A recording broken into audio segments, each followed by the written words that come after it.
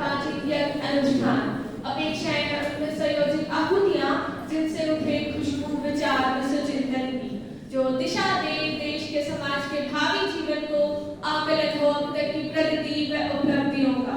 सत्ता में बैठे लोगों की संकल्पशीलता, कार्यक्षमता तथा आमचल की प्रतिक्रिया और सुदृढ़ता।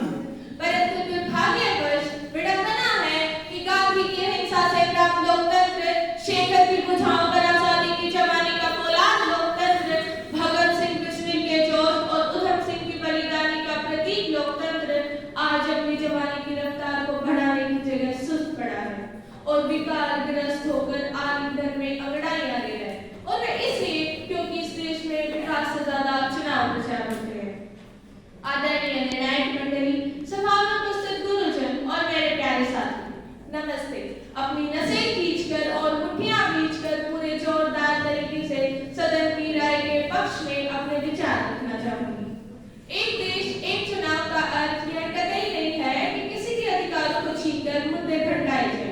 इसका सीधा और स्पष्ट उद्देश्य है कि लोकसभा और विधानसभा चुनाव को एक समय अंतराल में एक साथ करवाया जाए।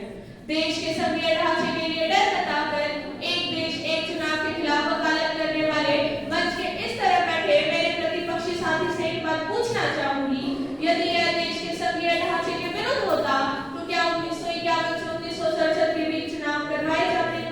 इतिहास की पृष्ठभूमि के पन्नों को पलटते हुए मैं संसद को बताना चाहूंगी, सन 1967 के बाद एक साथ चुनाव नहीं हो पाए और इसका कारण संविधान के अनुच्छेदों का राजनीतिक कारणों से दुरुपयोग कर गठबंधन की सरकारों से समर्थन वापस लेना और कुछ राज्य सरकारों को बर्खास्त करना था। परंतु एक बार पुनः देश के बेहतर भविष्य के लिए 2 सितंबर को लोकसभा में पूर्व राष्ट्रपति श्री रामनाथ कोविंद की अध्यक्षता में एक कमेटी बनाने का निर्णय लिया जो एक देश एक चुनाव पर विचार कर इसकी नींव को मजबूत करेगा।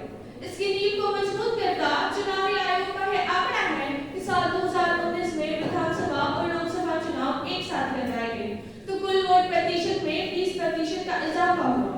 डर था कि कहीं क्षेत्रीय मुद्दों पर राष्ट्रीय मुद्दे हावी न हो जाएं, पर अलग-अलग ईवीएम पर वोट होने के कारण ऐसा नहीं हुआ और इसके सबूत थे उड़ीसा विधानसभा चुनाव के नतीजे। पूरे देश में एक व्यक्ति व पार्टी विशेष की लहर होने के बावजूद एक छोटे क्षेत्रीय दल बीजू जनता दल ने अपनी सरकार बनाई। मान्यवर, चुनाव किसी भी लोकतंत्र में एक अनिवार्य प्रक्रिया है, परंतु अगर हम भारतीय लोकतंत्र पर गौर करें तो यह हर तीसरे महीने चुनाव होते हैं, जिसके परिणाम स्वरूप आचार संहिता के चरणों में गिरकर तरक्की भी मांग रही होती है।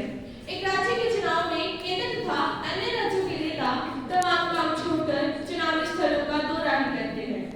आर्थिक नुकसान को बयां करता चुनावी आयोग का यह आंकड़ा है कि हर 4 साल बाद चुनावी खर्च दुगना हो जाता है। आप सब सोचकर देखिए महोदय, जहां देश की एक बड़ी आबादी गरीबी रेखा के नीचे है, वहां हर साल हजारों करोड़ रुपए खर्चना कितनी समझदारी है। और ये आंकड़े तो सिर्फ सरकारी है महोदय, असल आंकड़े तो कभी सामने ही नहीं आते जो इनसे कई गुना ज्यादा होते हैं। एक देश एक चुनाव एक विकास उन्मुख विचार है। बार बार